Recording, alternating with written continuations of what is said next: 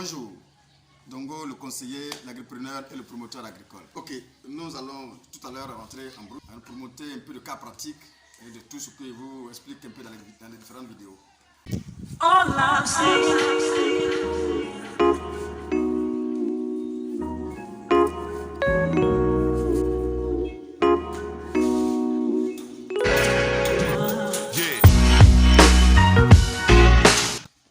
Alors ici, nous allons simplement vous montrer comment on peut travailler sans toutefois faire un travail sous brûlé. C'est-à-dire qu'on va le faire sans forcément brûler les herbes qui sont dans le champ parce que ces herbes-là vont nous servir dans l'avenir.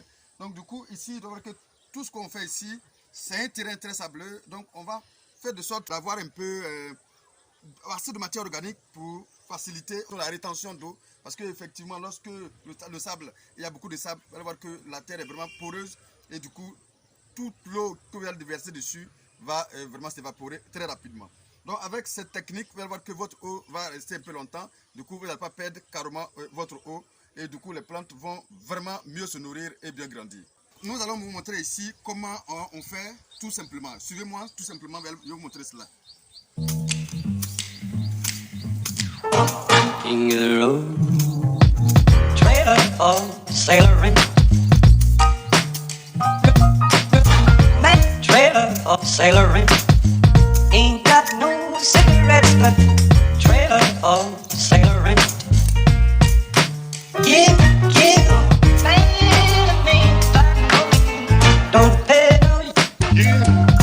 Trailer for sailoring. Sailoring, ain't got no trailer for sailoring. Give man to me by no means. Give the road trailer for sailoring. Man trailer for sailoring. Ain't got no cigarette.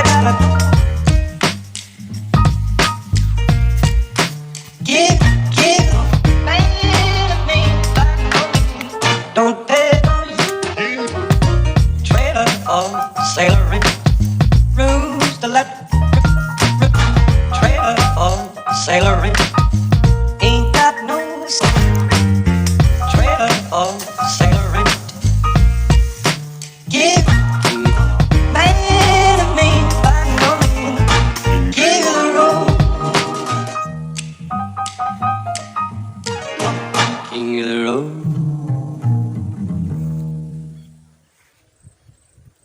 Une fois les touffes d'herbe exposées comme ça, maintenant essayez de fermer ces touffes d'herbe là, tout simplement. Donc je vais vous montrer comment ça se fait, suivez-moi également.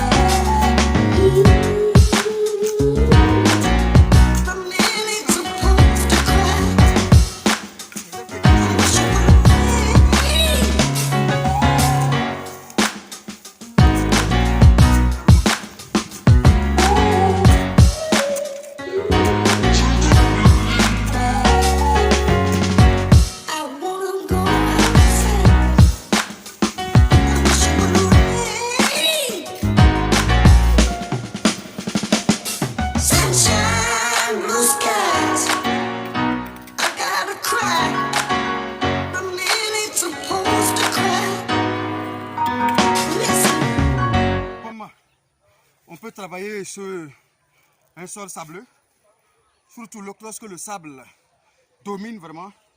Il faut trouver des stratégies, bien évidemment, pour avoir des résultats. Donc si vous voyez ces résultats, c'est comme ça que nous avons effectué.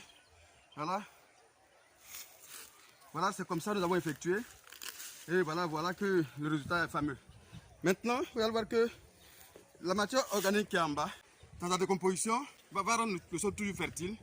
Et du coup, il y a toujours de quoi à nourrir les plants. C'est un sol sableux. Hein. Alors, si vous avez la possibilité, vous, de ne pas vraiment, forcément, je vais dire, lorsque vous êtes en culture maraîchère, de ne pas brûler votre parcelle avant de planter ou bien avant de confectionner vos différentes planches ou billons, je pense qu'il faut le faire.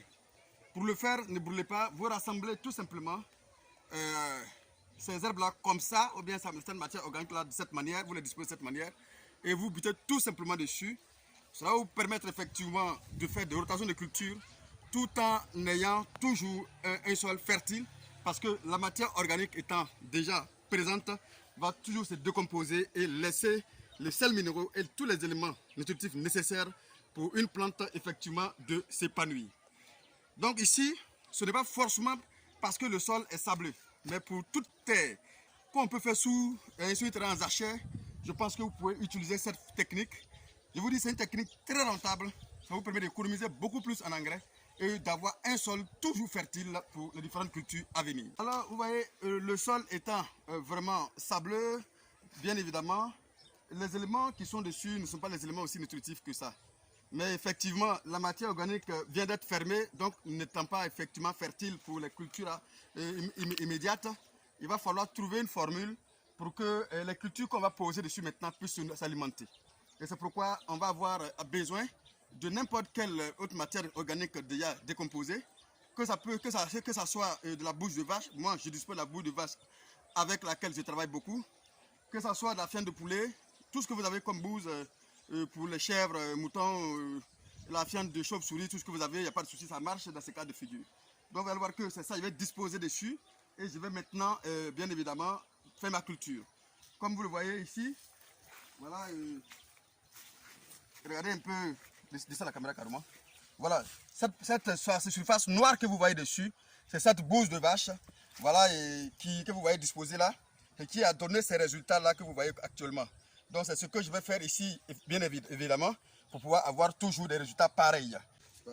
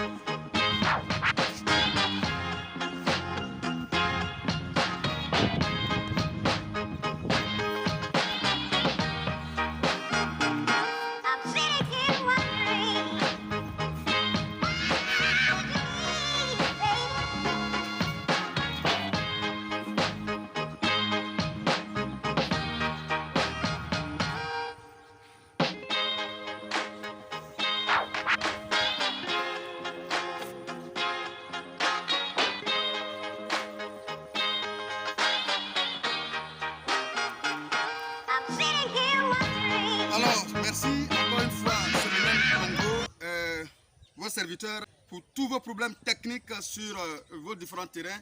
Je pense que nous sommes là, on peut vous aider, on peut vous accompagner pour réussir n'importe quelle culture que vous souhaitez effectuer.